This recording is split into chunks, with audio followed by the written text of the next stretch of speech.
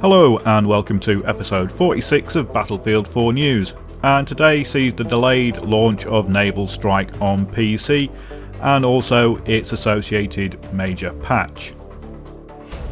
So this was announced on Twitter and on the blog and on the forums, but unfortunately Battlelog was down for a few hours while this was being sorted out, and it seems it was a bit longer than they were anticipating.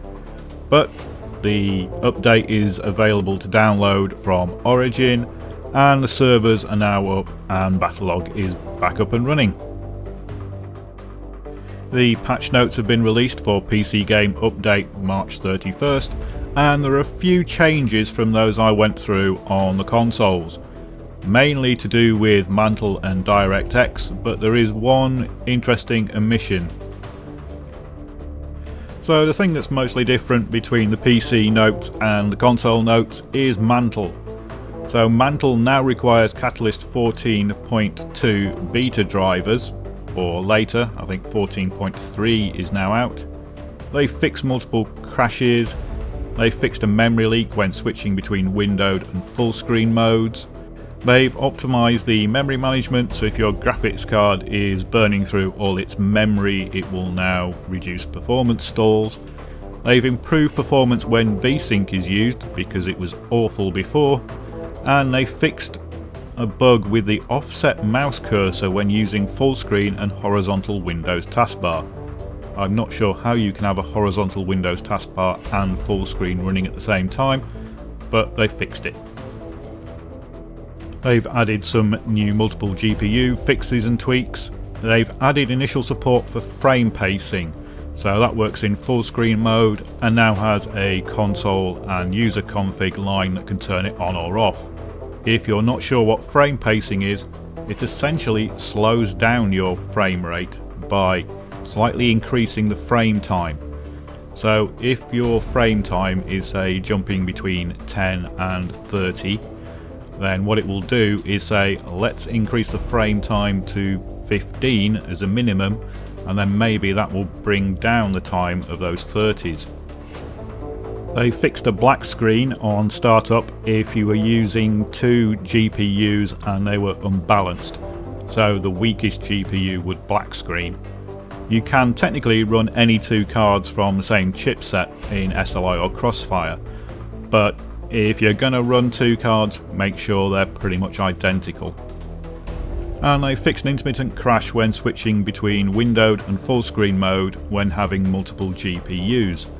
Now, I don't know if that means they've already fixed it on single GPUs, because I know I've had that problem on my machine and I only have one graphics card. And they fixed borderless mode under DirectX. Previously, if you were running in borderless mode, it wouldn't open the borderless window full screen, it would sit in the top left hand corner of your monitor.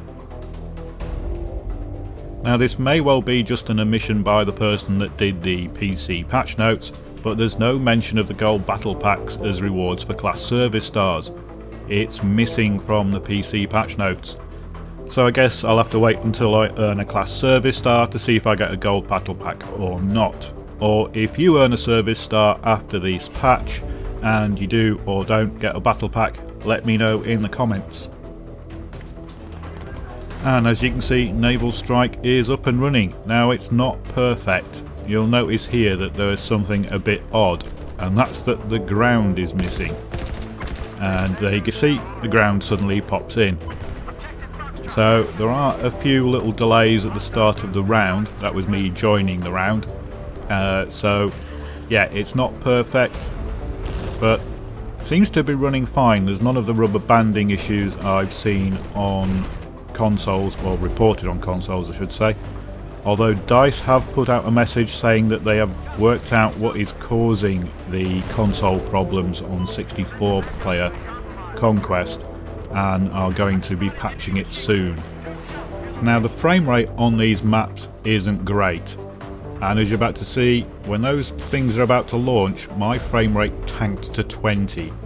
So as I do when I'm testing out any new maps or testing out Mantle, I've set all my settings to high. So basically I've picked the Battlefield 4 default setting of high for graphics, and As you can see, frame rate 120 hitting the cap, but if I turn around and look in a different direction, my frame rate can drop like you did there to 30. So the frame rate isn't very consistent and isn't great, but it's perfectly playable, and I'm probably going to turn it down from high to my usual settings, which are a mixture of high, medium and low. So let's take a quick look at the carriers, and as you'll notice when I spawn in, it takes a second or two for all the textures and lighting to fully load. Now this is our carrier about to open up and be breached, and these doors are quite interesting. They'll only open up one way, so if you're the enemy and trying to get through that door from the other direction, it won't open for you. So certain bits of the carrier are blocked off to the enemy, or they only have certain routes they can take, whereas the defenders can run through those doors. So the three main routes into a carrier, as you can see, this door's opening up in the side, which lets the enemy come up a ramp. There's the docking bay underneath where our boats would spawn. You can get in through there, and of course you can land helicopters or parachute onto the deck. Once the carrier's breached, it isn't that easy to defend. I've played a few rounds of this now, and I think I've only had one successful defense once it's been breached, and that was basically that we slowed them down enough so that we destroyed their carrier. Inside of the carriers don't look great.